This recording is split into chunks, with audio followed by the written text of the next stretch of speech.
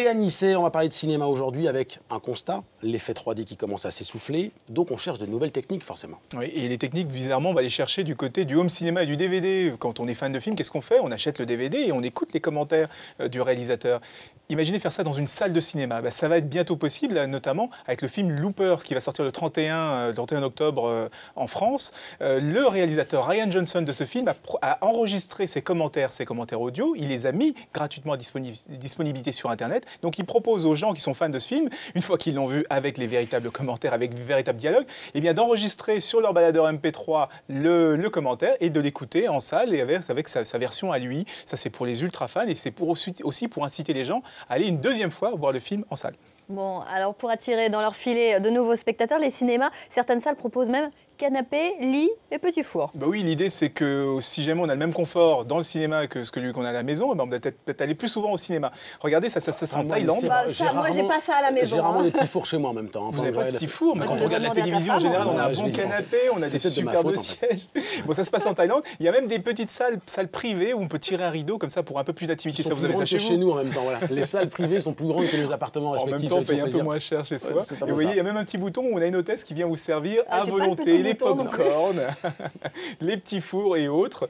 Ça marche très très bien. C'est à Bangkok en Thaïlande. Si vous voulez aller en salle, c'est là-bas. Voilà. Alors la 3D c'est bien, mais on a mieux.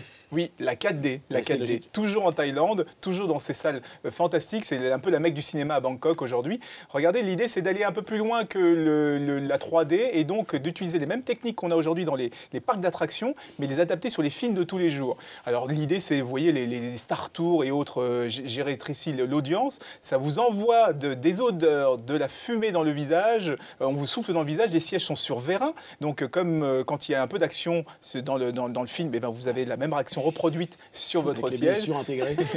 Si un avion passe, vous avez une odeur de kérosène dans le visage, on vous souffle sur le visage. Et il y a quand quelqu'un tire, on a des bruits comme ça parce qu'on a des petits ventilateurs à côté des oreilles, donc on a des balles qui sifflent à côté de ses oreilles. L'idée, c'est de pousser les gens à aller en salle et en plus, ça marche parce qu'il y a 2 fois plus de gens qui vont dans ces salles-ci que dans les salles traditionnelles en Thaïlande. Et puis l'avenir, c'est aussi ce son justement plus enveloppant. Oui, son plus enveloppant, parce qu'au cinéma, l'intérêt, c'est vraiment d'avoir un son enveloppant, c'est ce qu'on ne peut pas avoir chez soi. On connaît le 7.1, l'idée, c'est d'avoir 3 enceintes devant et puis 4 derrière. L'idée, c'est d'en rajouter maintenant au-dessus pour avoir une couverture totale, pour avoir un son extrêmement enveloppant, pour avoir l'hélicoptère qui vraiment vous écrase. Donc ça, c'est Dolby, c'est un système qui s'appelle Dolby Atmos. Donc on rajoute des enceintes au-dessus et vous êtes complètement dans l'action. Mais ça va coûter plus cher maintenant, on va payer beaucoup plus cher son billet et sa place de cinéma. Super. Merci Anissé.